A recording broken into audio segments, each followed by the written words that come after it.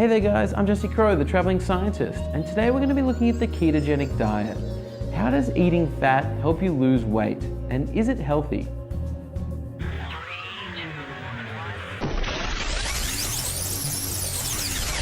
Ketogenic diets are characterized by a reduction of your intake in carbohydrates and an increase in your intake of proteins and fats. And originally it was used as a treatment for epilepsy because people who ate less carbohydrates suffered from less seizures. But scientists started to realize that people on these ketogenic diets were also losing a lot of weight. Your body is fueled by glucose and glycogen, which comes from carbohydrates, things like bread, pasta, rice, fruit, and beans. When your body is deprived of carbohydrates, it runs out of glucose and glycogen stores and needs to switch to another fuel source like ketone bodies. So the fats in your body are broken down by the liver to produce chemicals like acetoacetate, beta-hydroxybutyric acid, and acetone. This is called ketogenesis, and those ketone bodies that are produced are released into your bloodstream, where they're used as a fuel source by your brain and your body. Cool, huh? If you stop eating carbohydrates and start living off just proteins and fats, your body is going to be challenged. So let's look at some of the side effects that you might suffer from when you have a ketogenic diet. The first thing you might notice is what's called ketogenic flu. It's like a headache, nausea, and fatigue, and basically it's just your body getting used to the ketone bodies as a new fuel source. The next thing you will suffer from is shocking breath. Remember that one of those byproducts of ketogenesis is acetone, and it's a volatile, bad-smelling chemical that you're going to excrete via your lungs. So get yourself some Tic Tacs or something. Finally, a ketogenic diet can be really harsh on your kidneys due to the high intake of nitrogen from all the meat and animal products you'll be consuming.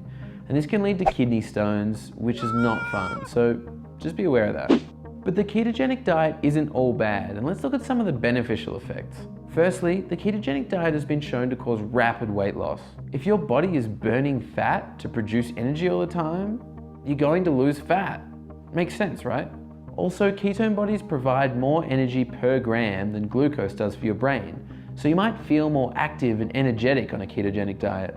This diet's even been shown to slow the progression of certain diseases like Alzheimer's and specific cancers.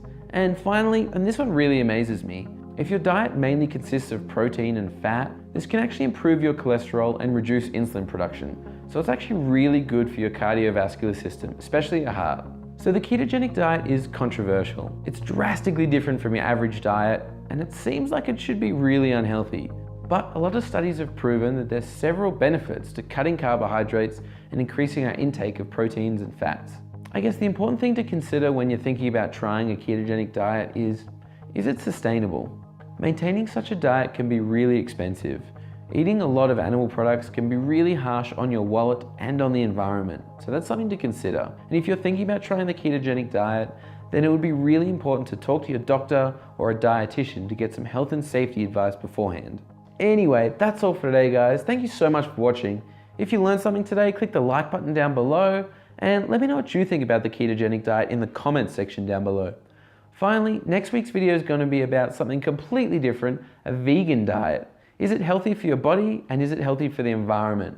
So make sure you subscribe for more traveling science every week, and I'll see you guys next Science Sunday. Cheers.